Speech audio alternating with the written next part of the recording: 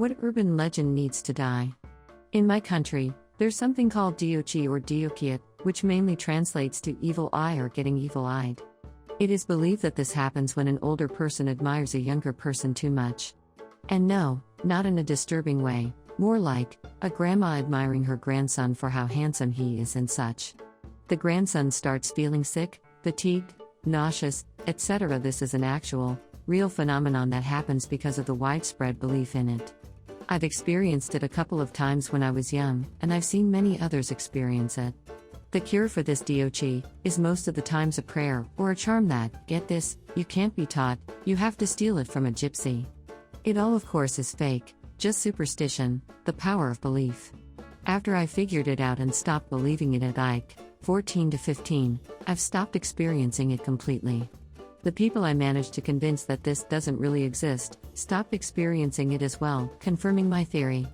Just goes to show how influential believing in stupid stuff can be. That people put razor blades or drugs in Halloween candy. There has been cases of some candy tampering but none where children get killed or hurt. The one case I can think about is this dad putting poison in his kids' sugar sticks, but if it's true. It's a legend. For the drugs. If I have drugs, I'm not giving that shit out for free. Like WTF? Especially weed candies or weed itself. It's such a weird-ass urban legend. In a lot of unregulated stores you can get candies that look like regular candy, but still that shit is expensive. The idea that we first responders won't try as hard to save your life if you're an organ donor. First of all, in a true, life-threatening emergency, I'm not wasting precious time digging for your ID to check in the first place. If there's no family or friends around, a lot of my cardiac arrests get charted and admitted to the ER as John or Jane Doe, and I might be able to get a name in DOB if I happen to go back to the same hospital later, but most likely not. Also, doing nothing and letting the patient die without any interventions is a good way to pretty much guarantee none of the organs can be harvested anyway. Cells start to die within minutes of being cut off from oxygen and nutrients. With how abysmal success rates are with CPR, a lot of the motivation in working the arrest is not even to save the patient, but to keep the organs alive so that they're usable. Not performing CPR is the very antithesis of what we're trying to accomplish when it comes to organ donation.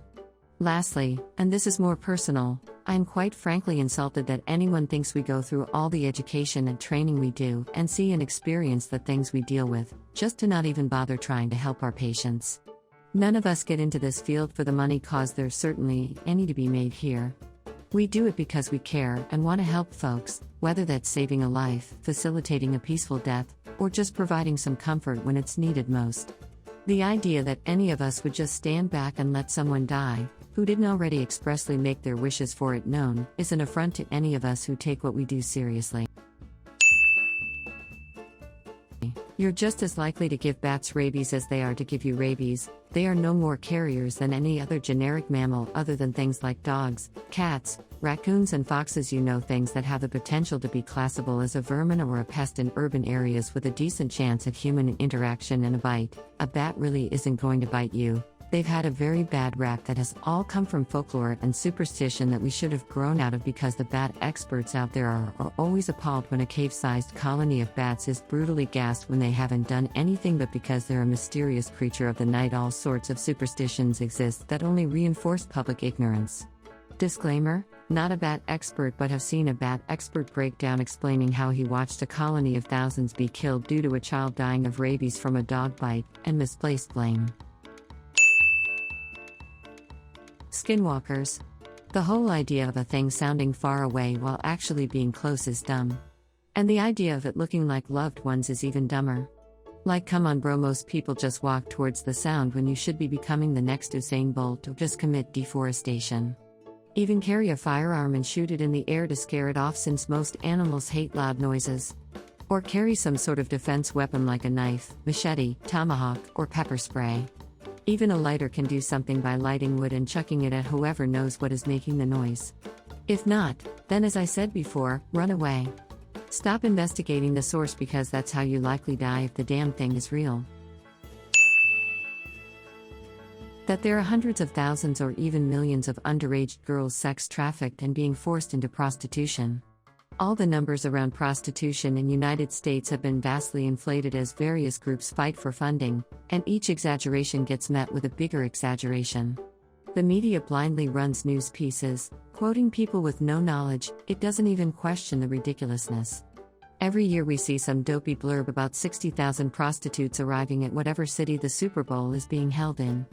Federal agencies will run some giant coordinated nationwide bust with thousands of officers in 30 cities, and there will be a headline of 300 girls rescued. And no one bothers checking the real facts that come out later, where it turns out that like 2 of them were underage, and the rest were adults voluntarily working as prostitutes.